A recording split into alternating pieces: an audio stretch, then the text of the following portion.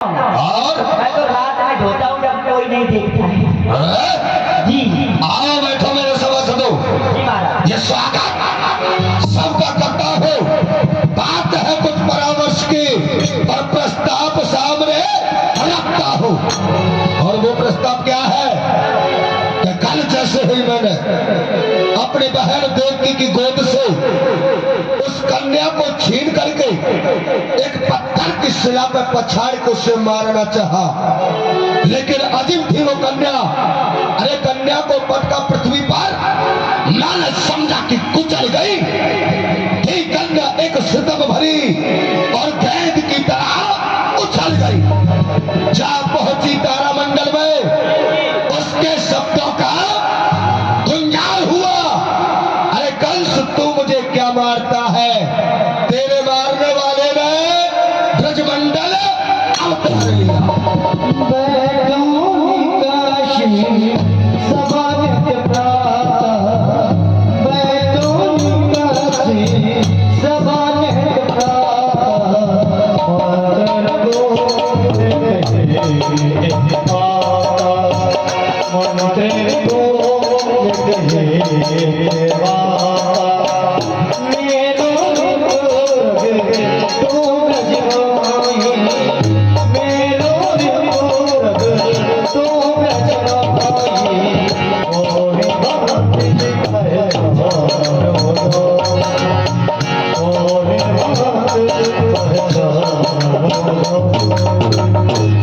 बड़ी आश्चर्य की बात हो गई कि मेरा दुश्मन और ब्रज में जाकर के जन्म ले चुका है।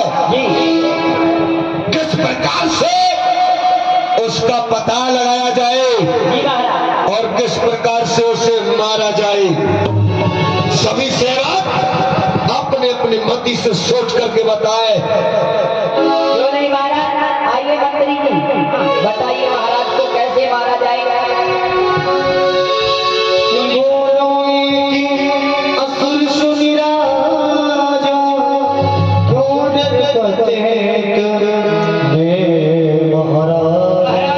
अभी आपके शत्रु ने जन्म लिया है। आप इतनी सी छोटी की बात के ऊपर, छोटी सी बात है, इस छोटी सी बात के ऊपर इतने भयभीत हो रहे हैं कि आपको महाराज शोभावान नहीं लग रहा है। क्यों नहीं? जी महाराज। कभी भी सर्प के बच्चे को और दुश्मन को छोटा और बड़ा नहीं समझना चाहिए। अरे सर्प को चाहे जितना दूध पिला लूं, वो फिर भी विष ही उगलेगा। अरे पड़ गया उस पर कोई भी दबाव तो जब चाहे डस लेगा। इसलिए दुश्मन को और सर्प के बच्चे को कभी छोटा नहीं समझना चाहिए। मंत्र सुन लीजिए, घर में काज का चुप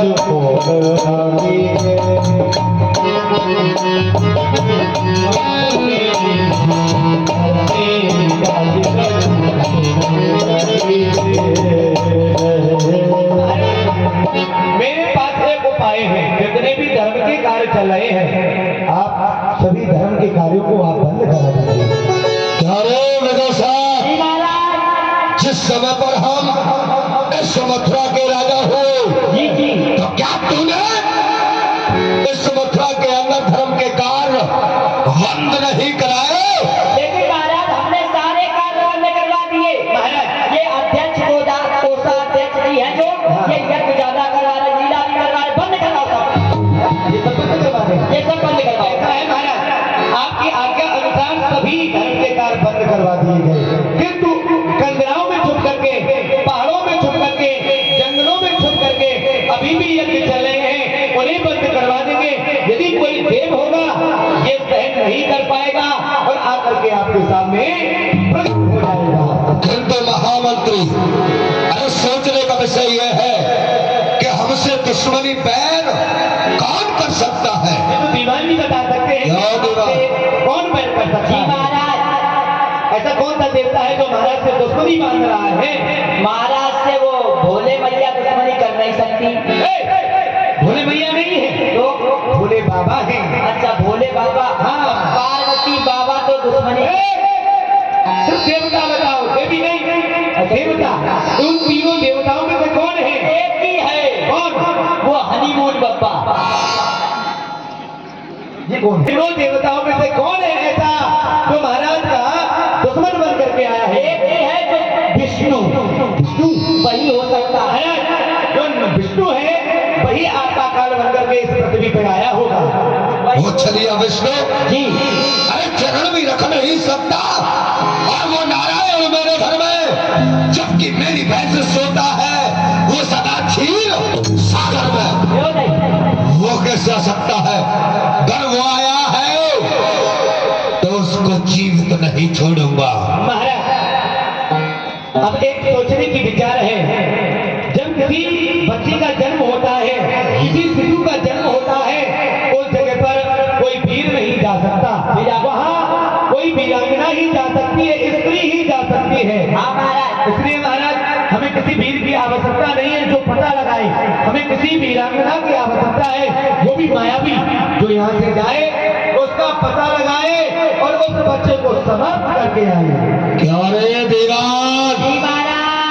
ऐसी वीरांगना जी और मेरे इस राज्य के अंदर कौन है ऐसी जो कि मेरे दुश्मन का भी पता लगाएंगे और साथ की साथ ही उसे खत्म भी करके आएंगे? महाराज, ऐसा वीरांगना तो एक ही है। कौन है? वो हमारी घरवाली। खामोश! आ गया हो गया, खरगोश एक को एक। क्या बातें करता है जी? मतलब घरवाली से तू डरता है तो क्या महाराज का दुश्मन भी डर जाएगा? अरे मारे, मेरी जो घरवाली है हाँ। बहुत बलशाली है। कैसी है? बताए अध्यक्ष जी, हाँ। जब हम घर जाते हैं तो हमारी घरवाली बेलम लेके दरवाजे में खड़ी रहती है। आओ दीवान जी। वो तेरे लिए वीरांगना है, दुश्मन के लिए थोड़ा नहीं है, वो तेरे लिए सदैव ही वीरांगना रहेगी। अभी बेलन लेके खड़ी होती है, कुछ दिन बाद चिमटा फूकना सब लेके खड़ी हो लाल जाए। भूसों से भी मारती है। ऐसा है? और कोई हो तो बताइए। एक है कौन? चश्मा वाली अम्मा। चश्मा वाली अम्मा, वो अपने बच्चों के लिए वीरांगना होगी। अरे दुश्मन है, वो भी मायावी दुश्मन, पता नहीं कितना बड़ा बलशाली है, और आप अम्मा को बता रहा है ऐसी वीरांगना नहीं। ताकत वाली। हाँ। तो एक ही है जो महाराज की बहन है, फूकना। फूकना नहीं है तो उनका नाम पूतना है, वकी, और वही पूतना है। वही एक वीरांगना है महाराज के राज्य तो में। महाराज आपकी जो बहन वकी है वही इंतजार को कर सकती है।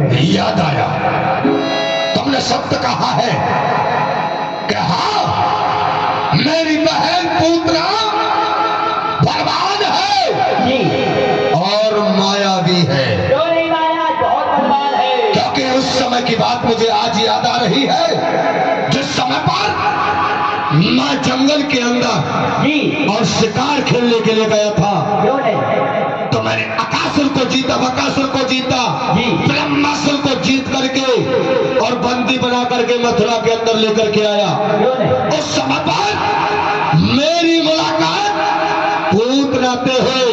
जी मेरा और पूतना का युद्ध 7 दिन 7 रात घमासान युद्ध होता रहा, किंतु पूतना मेरे जीतने में नहीं आई। क्यों नहीं?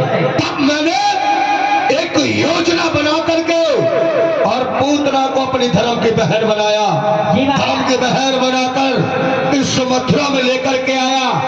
आज वही पूतना मेरा कार्य करेगी, क्यों नहीं? दुश्मन का पता भी लगाएगी और दुश्मन को खत्म भी करके आएगी। जी महाराज। तो बुलाया जाए पूतना को क्यों नहीं? और पूछा जाए क्या कार्य मेरा कर सकती है? मैं दूंगा मथुरा का आधा ये राज्य और बात मेरे दुश्मन को खत्म कर सकती है। क्यों नहीं महाराज, अभी बुलाते हैं। बुलाया जाए। मंत्री जी, मंत्री जी, इधर आइए, इधर आइए। हाँ बुलाइए जरा, बोलिए। बुआ पूतना को बुलाइए। पूतना का पढ़ाना हो, पूतने की बुलाइए। ऐसे बुलाया जाता है? हम बुलाएं? आप बुलाइए। बुआ जी का पधारना हो। बुआ जी को बुलाना हो। ऐसा है, बुआ जी को कोई नहीं बुला सकता, आप ही बुला सकते हैं। हम बुला सकते हैं। आपको ज्यादा पसंद करती है बुआ जी, इसलिए चलिए आप बुलाइए, आप बैठ जाइए। अध्यक्ष जी बुलाइए, बुलाइए अध्यक्ष जी। अरे वो नहीं बुलाएंगे, वो नहीं बुलाएंगे। वो देखेंगे। चश्मा वाली अम्मा बुलाइए। बुला। अच्छा हम बुलाते हैं। बुलाइए। हुआ पूतना का पधारना हो। आ गई बुआरी, बुआरी बुलाइए, बुआरी बुआरी।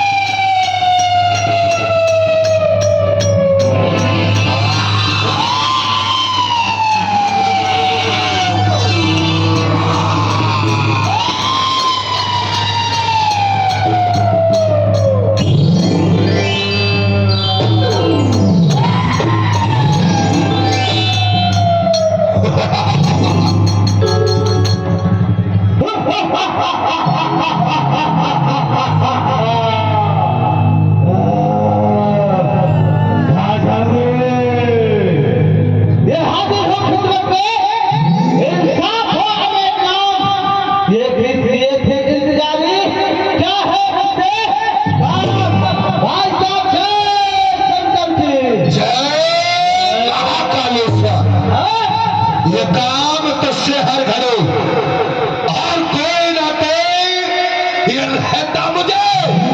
अरे जब तक दुश्मन ने जन्म लिया बस यही तो डर है मुझे। भाई साहब, आपका दुश्मन सब कालों के महाकाल आप हो और आपका भी कोई काल हो सकता है।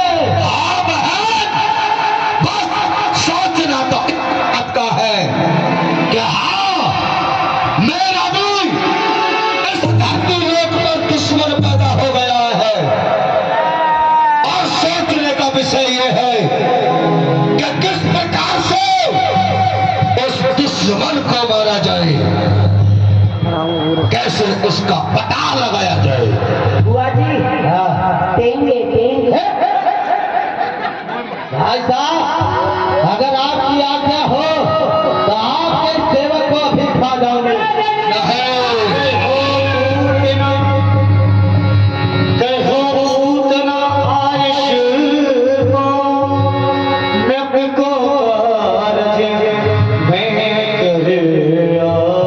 भाई साहब, आप क्यों चिंता करते हो? आप कहे तो अभी जाकर आप खाली ये बताइए आपका दुश्मन कैसा है, कैसा दिखता है, कहाँ है, किस जगह है? बहन पुत्र, कहिए भाई साहब। जो मेरा दुश्मन ने जन्म लिया है वो ब्रज के अंदर जन्म लिया है। और ब्रज किसी गांव का नाम ब्रजमंडल नहीं है, क्यों नहीं? 84 कोष के अंदर बसा हुआ ब्रज है। अनेकों गांव पड़ते हैं, अनेकों शहर पड़ते हैं। किस प्रकार से पता लगाओगे? क्योंकि ब्रज के अंदर अगर तुम इस रूप को लेकर के जाओगे तो ब्रजवासी बड़े ही भोले भाले होते हैं। तुम्हारे इस भयंकर रूप को देख करके अपने घरों के अंदर घुस जाएंगे, अंदर से कुंडियां बंद कर लेंगे। किस प्रकार से पता लगाओगी?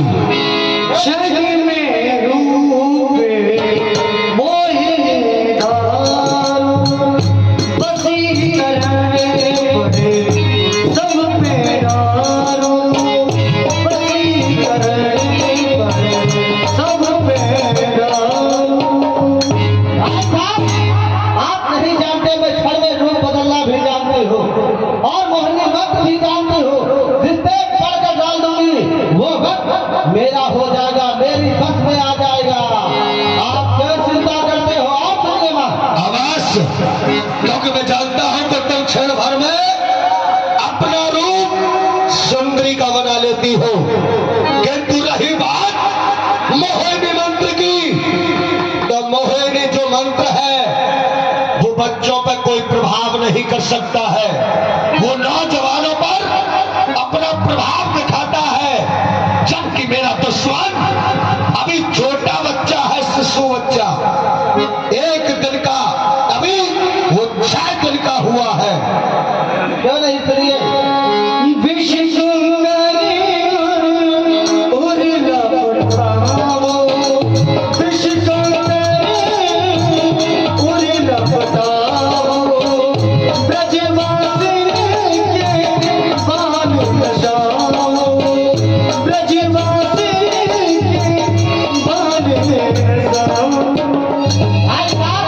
आप क्यों चिंता करते हो? मैं अपने कुचाव से विष लगाकर जाऊंगी और 1 दिन से लेकर 1 माह तक के बच्चों को अपना दूध पिलाऊंगी और आपका दुश्मन समाप्त हो जाएगा। दूध के साथ साथ वो जहर को भी पिएगा और जो आपका दुश्मन होगा वो समाप्त हो जाएगा।